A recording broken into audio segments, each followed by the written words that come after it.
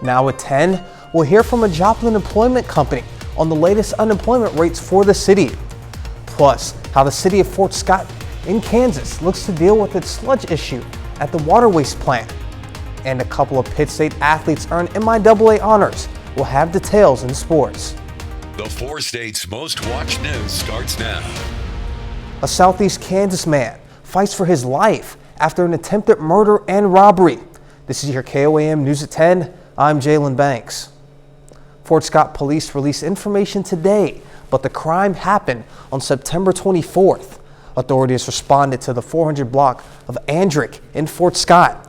They found 39-year-old Kenneth Blevins lying in the grass with multiple injuries. As of today, police have arrested 4 people in connection to the crime. 2 are juveniles and 2 are adults. Formal charges have been filed against one of the adults, 24-year-old Haven Eisenbrandt.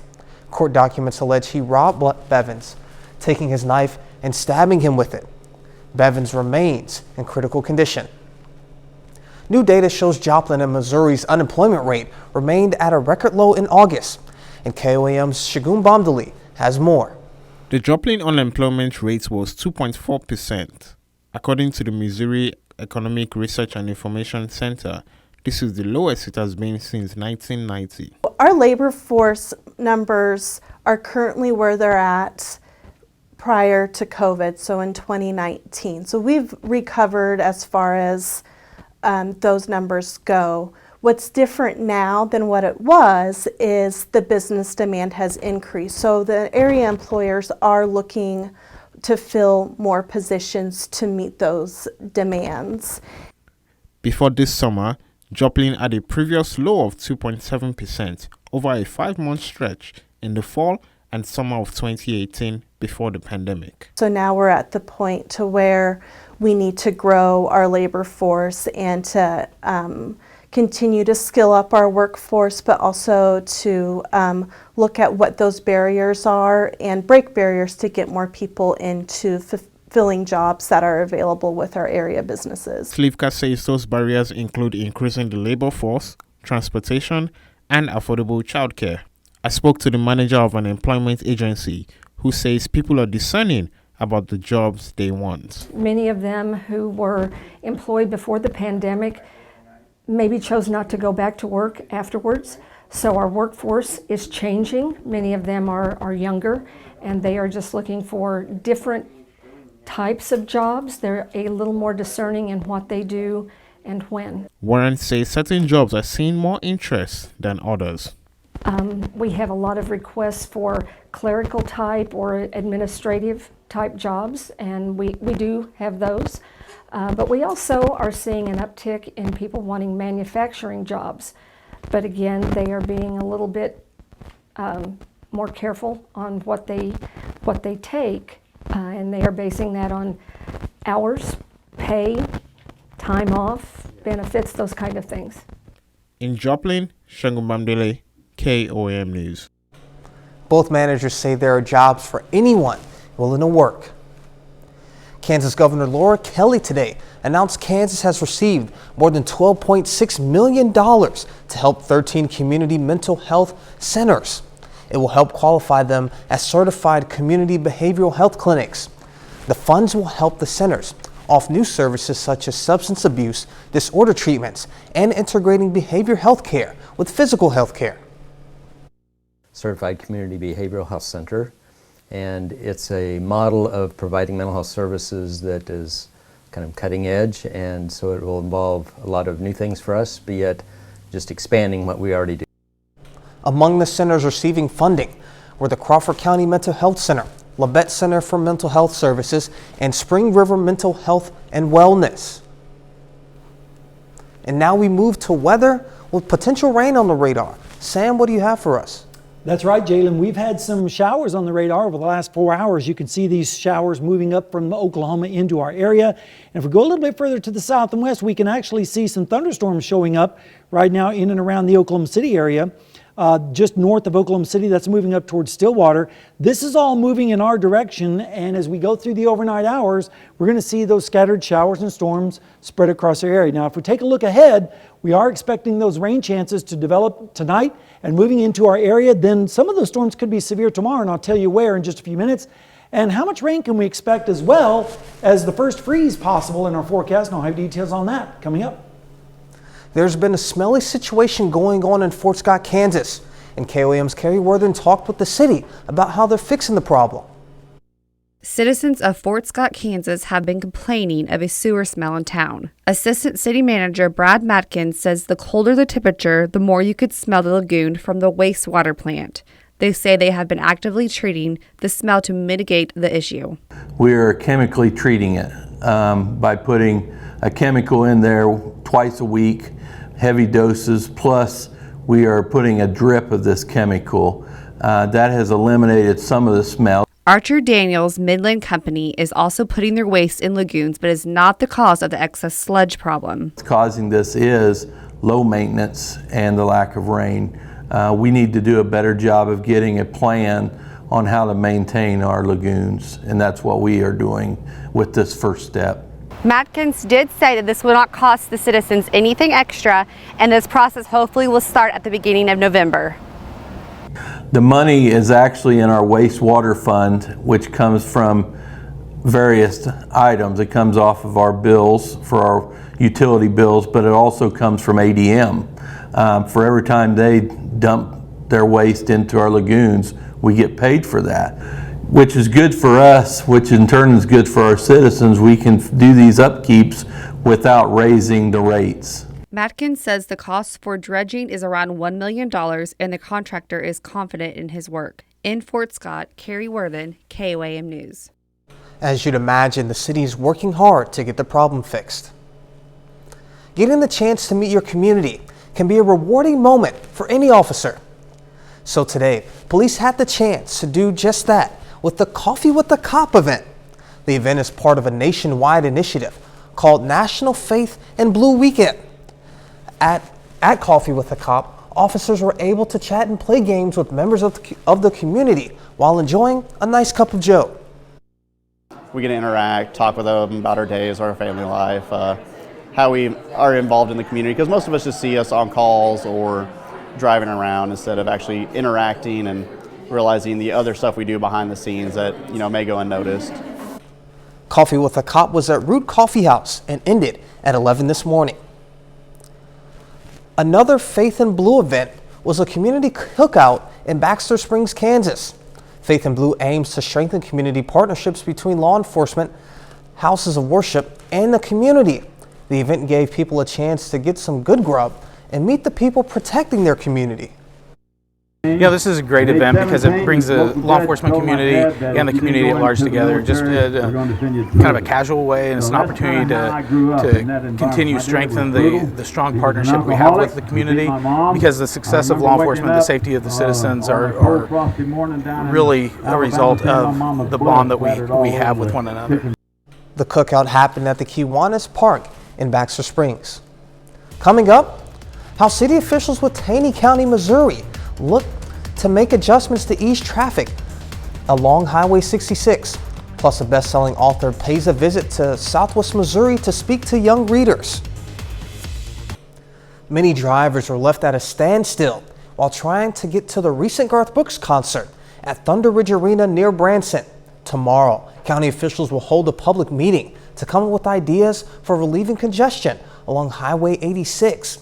Madison Horner reports. We could stand right here and hear every song, just like it was almost like it's right there at it. Dallas Robinette lives near Thunder Ridge Nature's Arena at Ridgedale. He says despite leaving very early for the concert, he, like many other guests, were met with traffic challenges. Leaving out of there, it's only, a quarter mile over there, and it took us over an hour to get home. Robinette says the rest of the weekend they stayed home because the traffic was so bad. Tomorrow, the Taney County Commission is hosting a public meeting to get feedback on the creation of the Big Cedar Transportation Development District and a sales tax to pay for improvements. There are two separate sales tax issues on the table. One would be considered a 1% Community Improvement District tax, and the other would be a 1% Transportation Development District tax. Taney County Western District Commissioner Brandon Williams says the tax would only apply to Big Cedar and other properties owned by the company. And to anybody local, they'll have the benefit of the new roads and just the better infrastructure without having to pay the tax, unless again they shop themselves on those properties. Williams says combined that would mean a 2% sales tax for the area. The total sales tax in the county is 6.35. It'll be 8.35, which is the same as Hollister, same as anywhere else. And again, that'll only be at his properties. At the end of the day, it is a 2-lane highway, and so it is hard to get that amount of cars and traffic into a venue with the 2 lanes. So we are going to be working with the state and local officials to try to improve the traffic conditions. Even if Thunder Ridge wasn't there, we think that there's enough traffic on Highway 86 that it needs to be some improvement done there. As far as getting in and out, widening the road would definitely help. They're going to have to do something. The public hearing will be held tomorrow at 1:30 in the Taney County Circuit Court in Forsyth, Missouri. A local teacher today was surprised with an award. Hannah Pritchard teaches 3rd grade at Fairview Elementary in Carthage. Today, Arvis Bank handed out $500 gift cards to 145 teachers across the 4 states as a part of its We Love Teachers Awards. Pritchard was one of those teachers honored. Well, I think it's a blessing for the bank to be able to show support for schools, because a lot of times people don't understand how much work goes into teaching, because it's not just reciting things in front of a class. It's getting to know your students. It's getting to know where they're at, what they need. And so when a bank comes and says, we're going to support what you're doing, like that just encourages me as an educator to know I must be doing something right, or now I can do something even more than what I was going to be able to without those resources. The money will be used to pay for more classroom needs.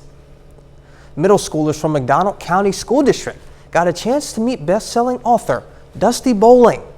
Bowling books are popular across the nation with middle grade readers. She wants to inspire kids to read and showcase how diversity can create exciting stories. Yes, I think the bigger variety of books we have from the largest variety of people is what's best for the publishing industry and just for readers in general, to just be able to read diverse stories from all different areas and backgrounds and life experiences. I think that's what it's all about, and I hope a lot of kids in here do write. I love definitely inspired me. Who has seen the Goonies before?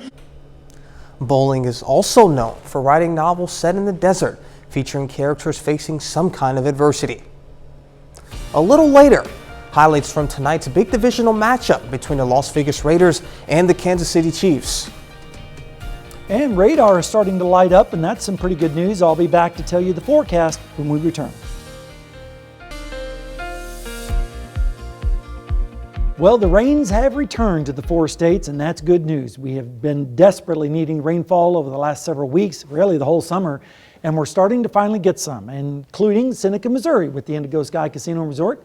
They had a little bit of rain earlier this evening, as well as the Joplin area, so that's good news. And more is on the way. You can actually see some wet pavement out there on our tower cam here in Joplin right now. We're looking at a high of 80 degrees today, starting out at 57, which was above normal, and we weren't anywhere close to the records of 92 and 30 this time of year back in 2000 even. All right, let's take a look at the radar. You can see those showers over the last 4 hours has moved up from Oklahoma into our area, and now we're starting to see more development back towards the south and west, and that's all part of an upper level low that is moving across southwestern Oklahoma now. It's now starting to move up into Oklahoma City, and this batch of rain is moving right up the interstate, and that means tonight it's going to be good sleeping weather with the rain and maybe a rumble or two of thunder out there as well. Temperatures right now are in the 60s across our area.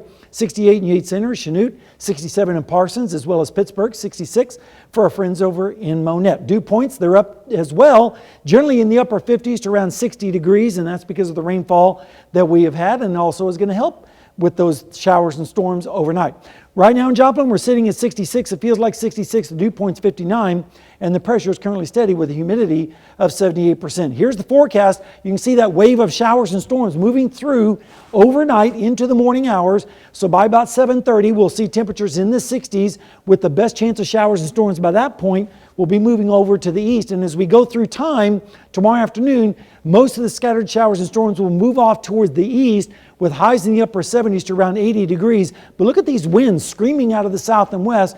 So if you don't get rain tonight, be careful for the fire danger tomorrow with those gusty southwest winds. Then as we go into Wednesday, we're going to see temperatures generally in the 60s across our area, and a front will be moving down from the north and west. If this front slowed down, it would actually help generate more showers and storms Wednesday afternoon, but it looks like it's going to come through too early in the day, so the best chance of showers and storms will be up in our northern sections on Wednesday morning. Then by Wednesday afternoon, the whole thing sweeps through, temperatures start to drop, and we'll see highs in the 70s with northwesterly winds bringing in some drier air. Then as we go through Wednesday night into Thursday morning, we'll see lows generally in the 40s across our area, with 46 in Garnett and Mound City and Miami, and 43 degrees for our friends in Nevada. Severe weather, it's a possibility. Don't get too excited. It's not going to be a big risk. It's only a marginal risk. We'll keep an eye on it, though, with all those threats in the low category for tomorrow. So that's good news. Rainfall, not too bad. I wish it was more, but we'll take what we can get. Generally around 0.3 of an inch of rain in most places. Some areas will get more, others less. And then the next round of showers and storms, the heaviest rain will probably be off to the east. So maybe Monette will pick up around 0.6, 0.7 in Neosho. So we'll have to wait and see how that all pans out. All right, over the next 7 days, 78 tomorrow with the scattered showers and storms. Then on Thursday, we get a little bit cooler behind that front, and then yet another round of storms as we move into the weekend, and even cooler, even downright chilly weather as we move into the early part of next week, with some areas could see some frost on Tuesday morning. So fall is definitely here. It's here, and we'll take it. We'll take it. We will take it after the summer and hot beginning of the fall that we had. Absolutely. We desperately need the rain, and it looks like we're getting a little bit. All right. Thank you, Sam. All right. Still ahead, the Chiefs aim to stay perfect at home while hosting the Raiders. And the Galena Bulldogs are voted this week's Performance of the Week. We'll hear from the team next.